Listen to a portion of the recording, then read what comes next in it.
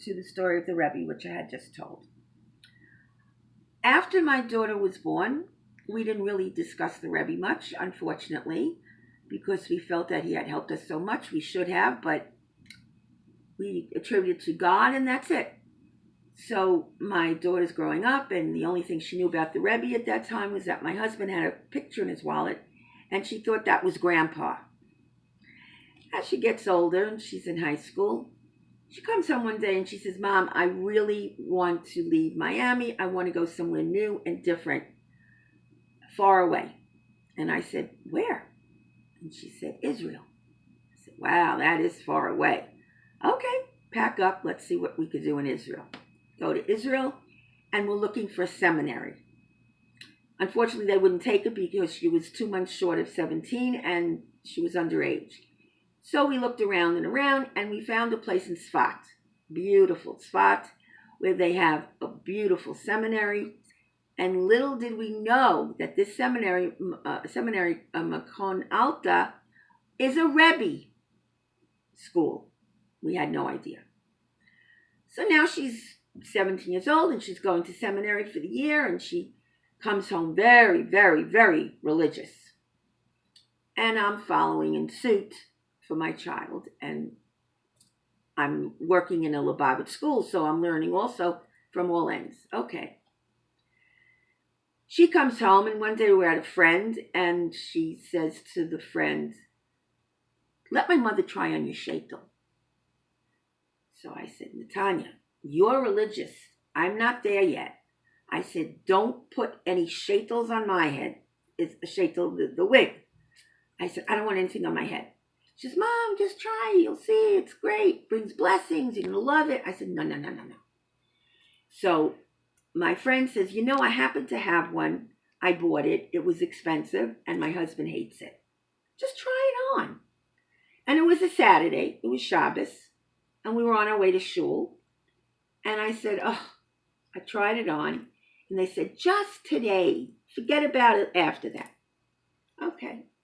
I go to shul, and all the women go wild. They go, you look so young. That was it. That's all I had to hear. I said, you know what? Maybe I'll wear it on the weekends. In the meantime, I work in a school as a second grade teacher in a religious school.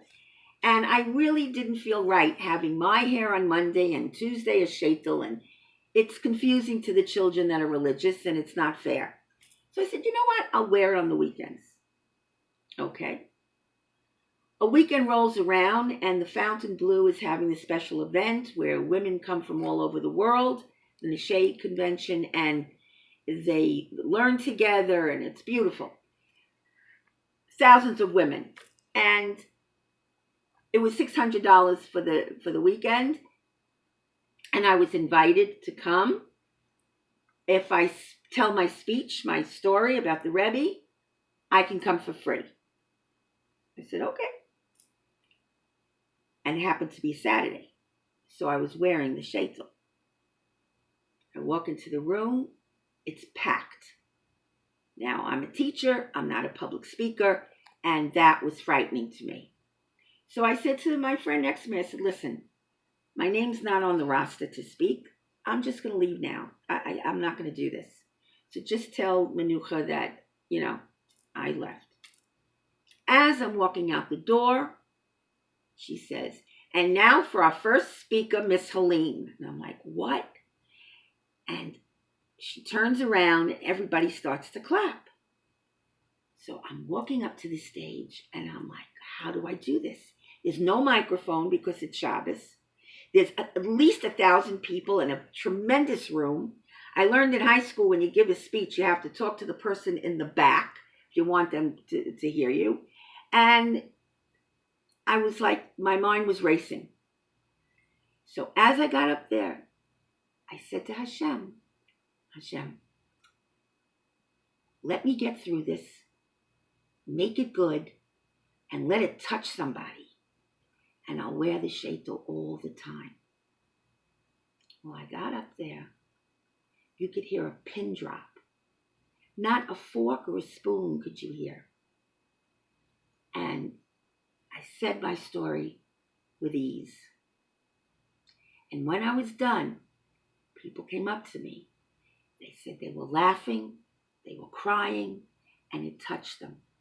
And I told them as I was getting off the stage the vow that I had made to Hashem when they were all clapping like that. I said, thank you, and I owe it to God and now I'm going to wear the shaitel all the time.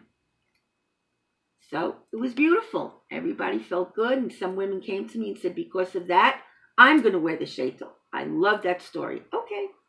The next day, my friend invites me back to the Eden Rock, and she says to me, you don't have to speak today. Just come for lunch. I said, okay. Come for lunch. And they have a raffle. In the front, before you walk in, these huge jars, glass jars, huge because there were so many women there. And one was for a diamond necklace, and I put a ticket in for a shaitel, and I put a ticket in for a trip to Israel. Those were the 3 prizes. Lunch is about over. They're doing the raffle. And they say, oh, and I put the ticket in with my daughter Tiffany's name, Tzipporah, because in the hopes that she gets married. She's the first girl. And they raffle off the necklace, and they raffle off the trip, and it comes to the shaitel, and they go, Tiffany Aragon. And I go, what?